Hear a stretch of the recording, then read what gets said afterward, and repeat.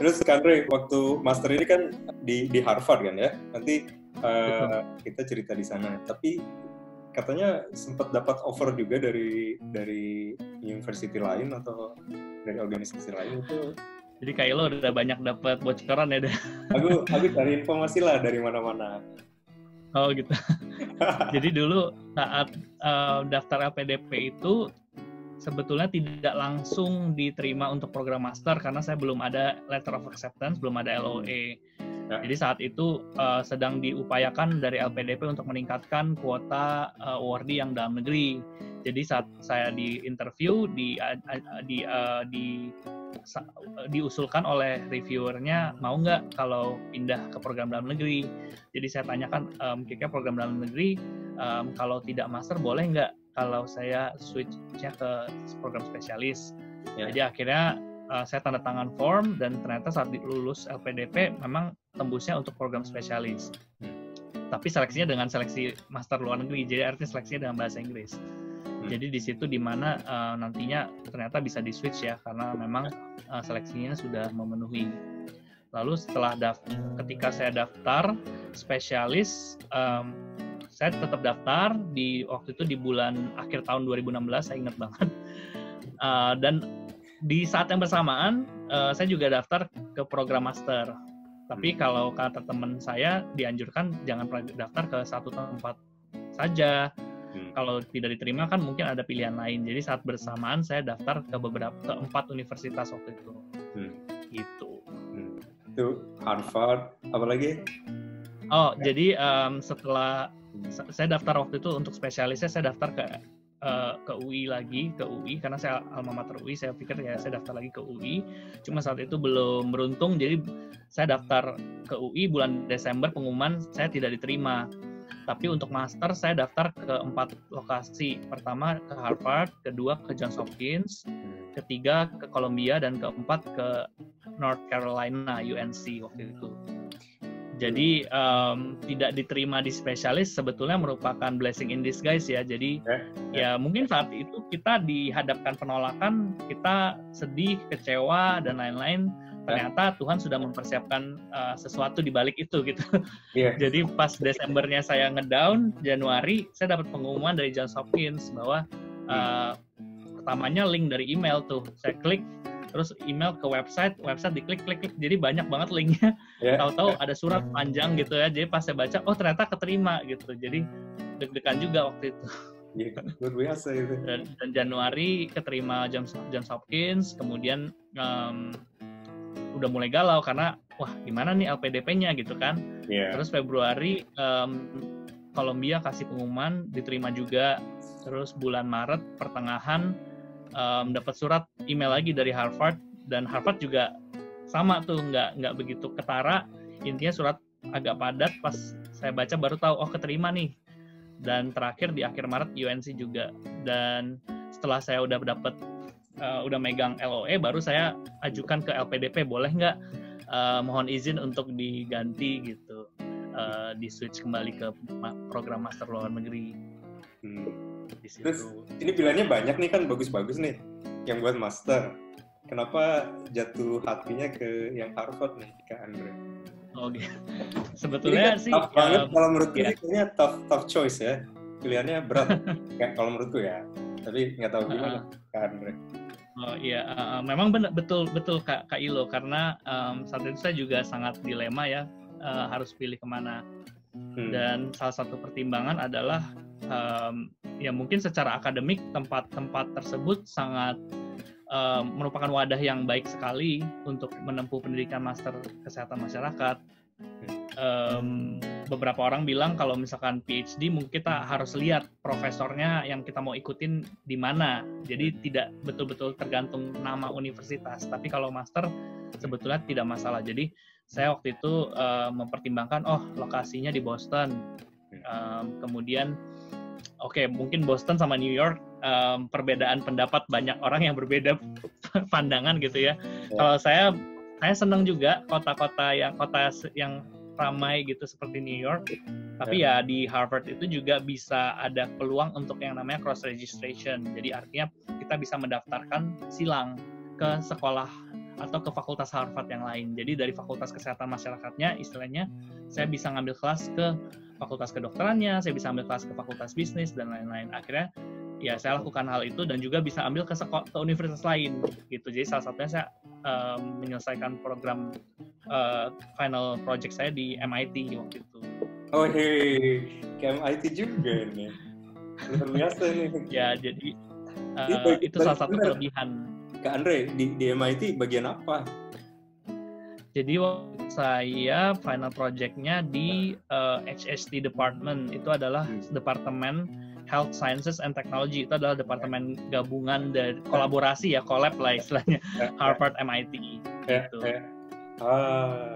Dapat 2 degree nggak kalau seperti Oh enggak, itu cuma kolaborasi untuk final project aja. Jadi kebetulan kalau MIT kan lebih ke teknologi ya, jadi mereka punya banyak ilmuwan untuk data science, sementara kalau Harvard kita dari sisi kesmasnya, dari sisi public health. Luar biasa. Ini, aduh. Oh, ya. Bisa aja Kak Ilo. Aku nih jadi tambah penasaran nih. Terus kalau kan itu kuliahnya berapa lama sih kalau di Harvard master itu 2 tahun? Jadi kuliah Master of Public Health itu di secara umum 1-2 tahun di seluruh dunia. Dan biasanya ada yang project based, ada yang thesis based ya, jadi atau research based. Kalau di Indonesia rata-rata saya rasa research based untuk Master of Public Health atau MKM, Master Kesehatan Masyarakat, Magister Kesehatan Masyarakat ya. Kalau di Amerika menariknya untuk Public Health ada semuanya daftarnya satu pintu, namanya SOFAS. Jadi School of Public Health Administration apa gitu. Jadi dia kayak satu website yang dimana semuanya daftar melalui website tersebut. Dan untuk Harvard sendiri ada 2 pilihan, yaitu MPH 45 atau MPH 65. 45 artinya 45 kredit yang harus diambil dalam setahun lebih kurang. Kalau 65 credits yang harus diambil dalam waktu 1,5 tahun. Jadi privilege untuk 45 itu adalah bisa selesai lebih dini, asalkan sudah punya pengalaman bekerja atau sudah punya title setara doktorat. Kebetulan di US dianggapnya kalau kita sudah dokter itu setara doktorat. Jadi MD, JD, PhD itu semua satu taraf. Jadi waktu itu saya memilih yang 45. Jadi 45 secara bersih sih mungkin nggak sampai 1 tahun sebetulnya, mungkin 9 sampai 10 bulan di sana. Luar biasa. Gitu. Itu aku speechless. Banyak kok yang ambil program itu, Kak. Biasa aja sih sebetulnya. Buat yang masuk sana menurut saya, lah. menurutku banyak teman-teman di Indonesia yang sebetulnya mampu untuk bisa tembus program tersebut.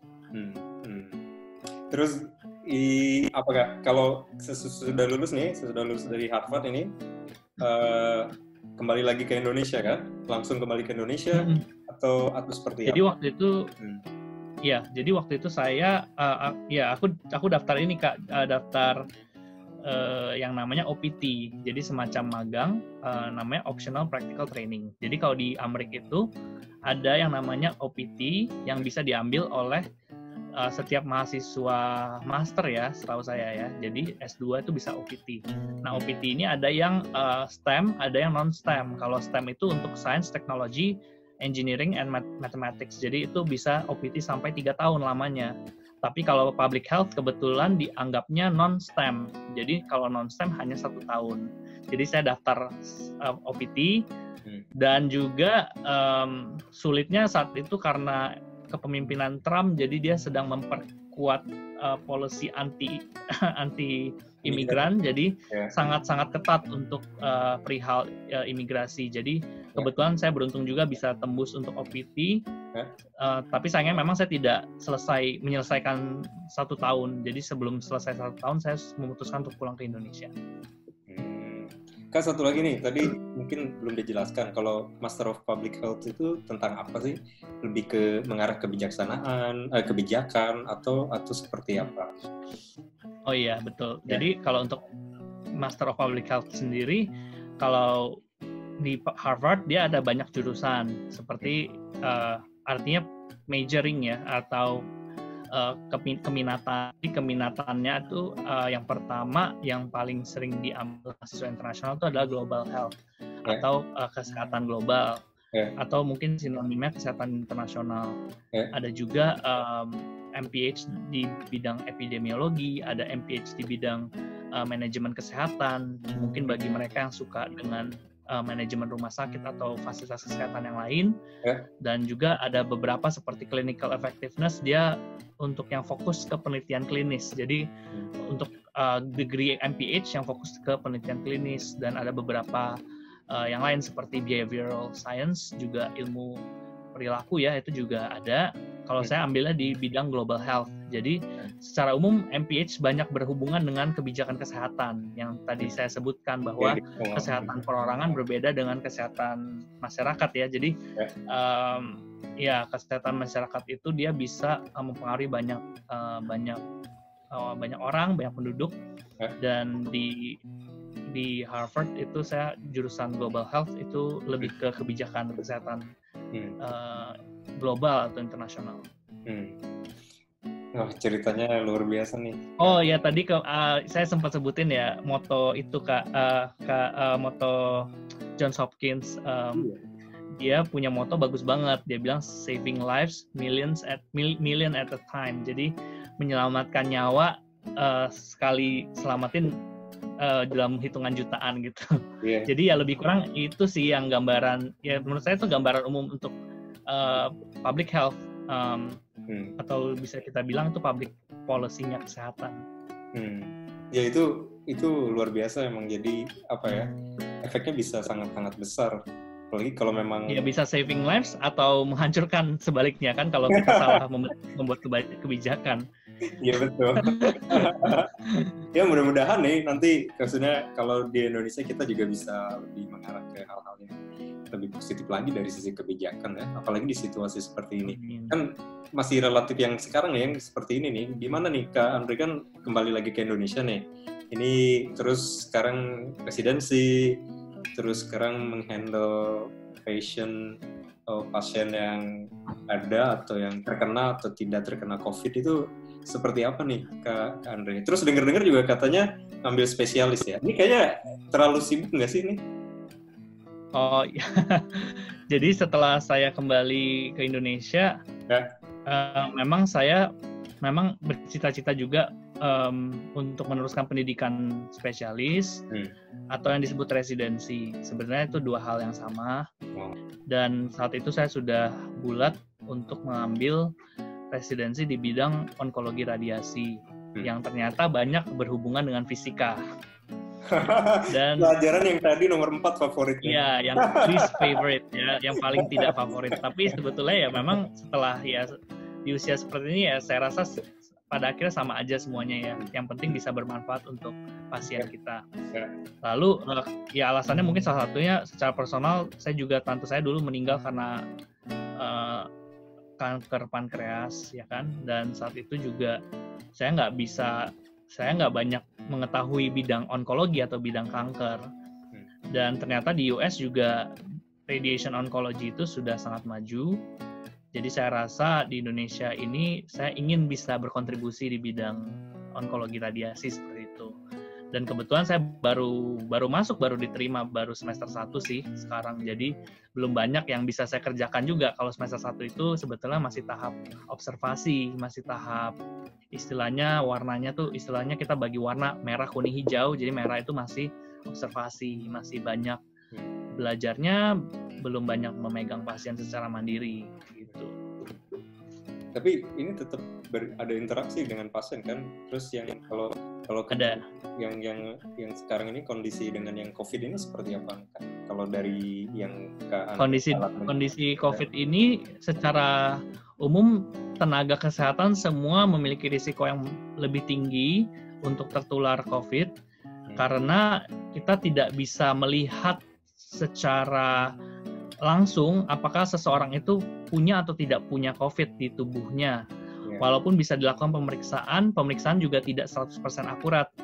Jadi ada angkanya lah atau kita sebut akurasi dengan sensitivitas atau spesifisitas.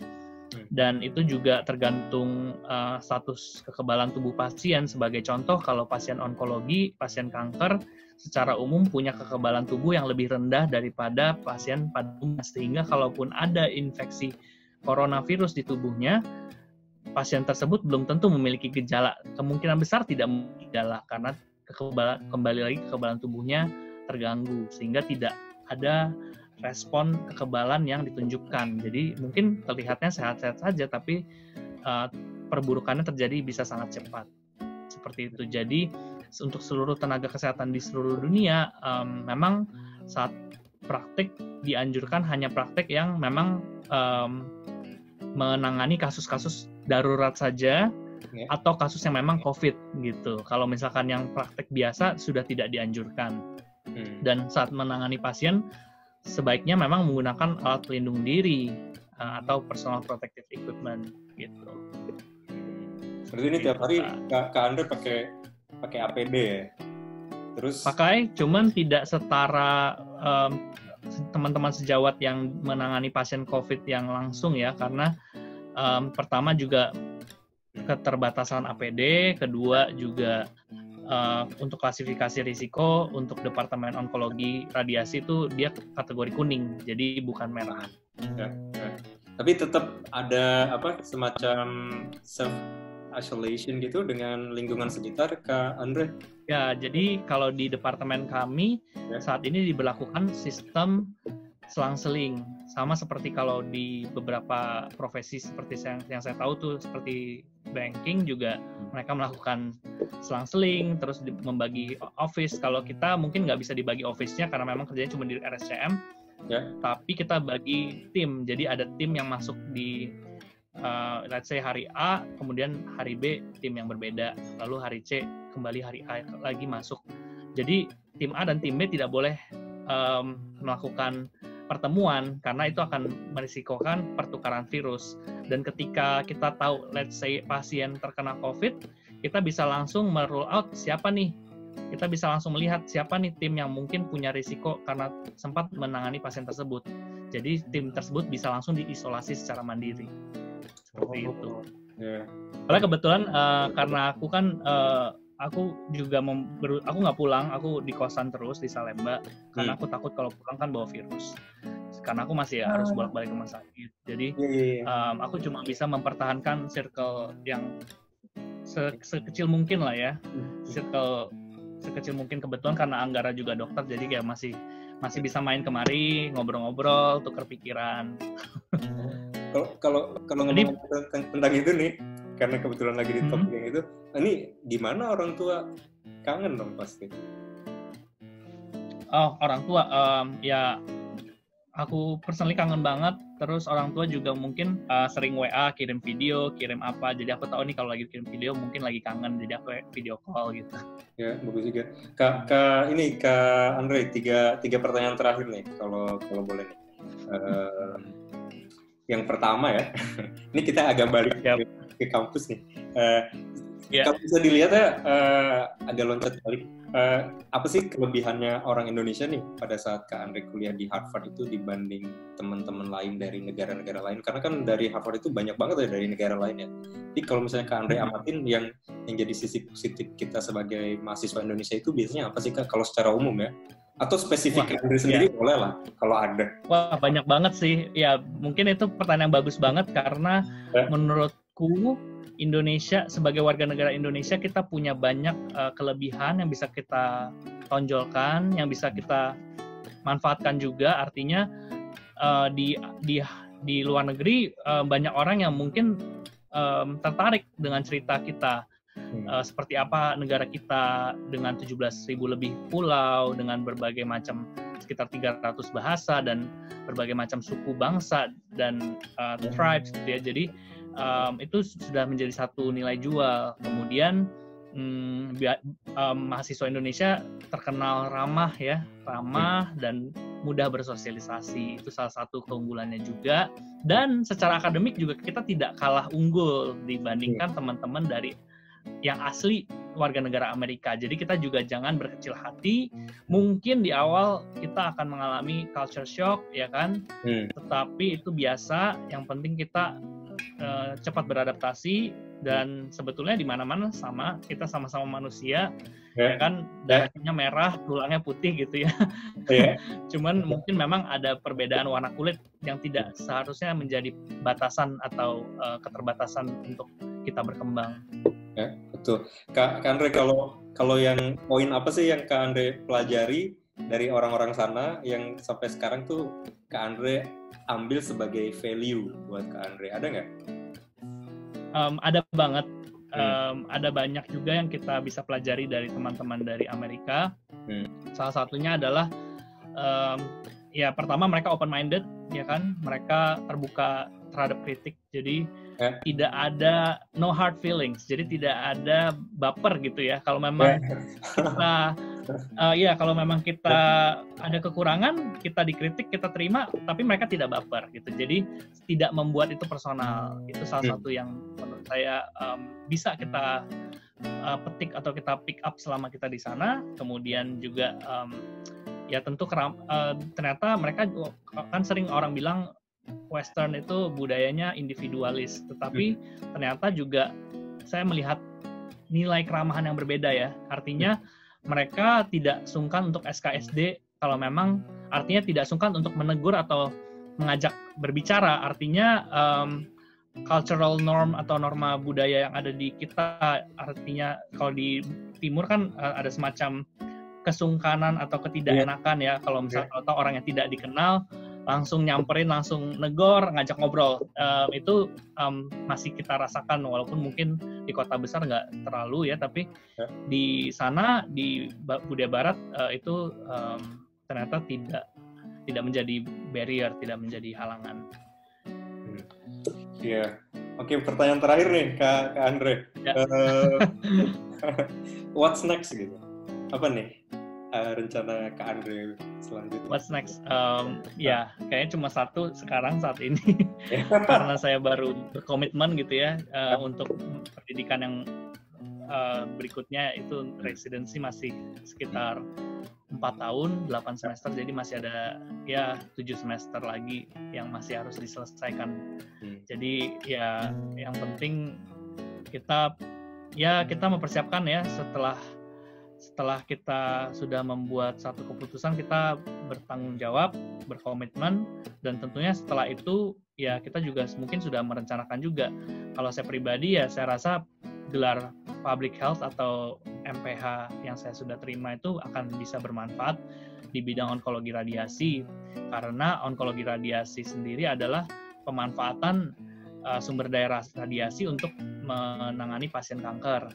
Dan di Indonesia sendiri masih sangat kurang dari segi infrastruktur maupun dari segi SDM, sehingga akan banyak tantangan atau challenge di bidang kesehatan masyarakat yang mungkin saya bisa berkontribusi di situ dengan MPH yang sudah saya dapatkan.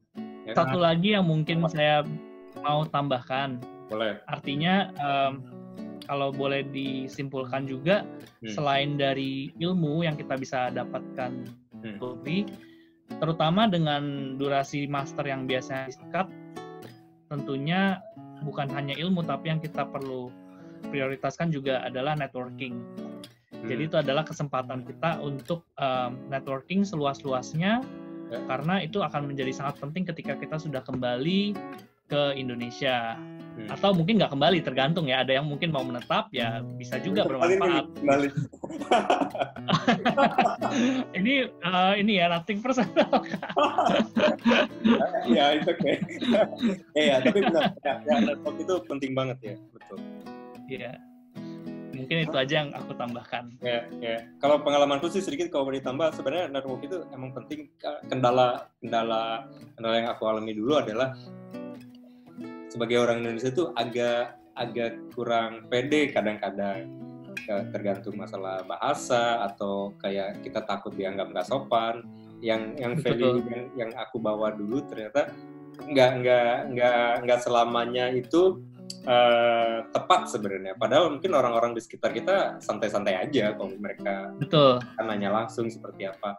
Nah, hal-hal yang kayak gitu yang dulu kayaknya agak jadi challenging buat networking. Tapi itu good point banget ya, benar. Bener banget, aku juga ngalamin itu. Iya, enggak. Masa sih? Iya, jadi salah satu yang aku sempat shock juga ketika baru pertama kali mendarat di Amrik itu adalah, ini satu cerita lucu juga nih. Pas di imigrasi, baru mendarat terus masuk ke imigrasi kan, ada kan form yang namanya I-20. Nah, I-20 itu memang dari kedutaan Amerika di sini sudah dilipat menjadi seperti lipatan surat persegi panjang gitu ya. Dan ada sedikit mungkin lecek gitu ya. Dan saat di imigrasi dibilang, so you're going to Harvard? Yeah, I'm going to Harvard. But your I-20 looks like garbage, kata gitu. Jadi, banget. In my defense, itu bukan aku yang lipet-lipet kayak gitu ya kan. Tapi aku juga, biar nggak banyak timbul masalah, mungkin aku diem aja dan yang penting cepet lewat deh. Dan ketika sudah dibalikin, aku bilang, ya thank you Mr. Bennett. Aku sampai ingat namanya Mr. Bennett. Tapi ternyata memang nggak semua orang di sana juga nice, dan nggak semua orang di sana was having a nice day gitu kan. Jadi sama aja sebetulnya sama dengan di Indonesia. Jadi nggak usah terlalu dibawa bawa masuk ke dalam hati gitu ya. Dan itu juga jadi pengalaman yang lucu juga, yang unik. Harusnya bilangnya gini, lecek aja masuk Harvard. Harusnya ya. Tapi ya sih, aku di imigrasi itu emang agak, menurutku sih nerve-wracking ya kalau di. Tapi memang waktu itu aku nggak beruntung banget sih emang dapat Mr. Bennett, karena cepet banget, langsung lewat dan ramah banget ternyata. Cuman satu line itu yang agak panjang antrinya, dan ternyata semua orang itu agak mengalami kesulitan. Terima kasih banyak Andre, terima kasih waktunya, terima kasih udah berbagi pengalaman buat teman-teman sobat. Sama-sama Kak Ilo. Dan buat teman-teman dulu yang ada pertanyaan, nanti boleh tulis di kolom komentar. Oke, itu aja dulu buat episode kali ini. Terima kasih banyak. Sampai ketemu di episode berikutnya. Bye-bye. Dah.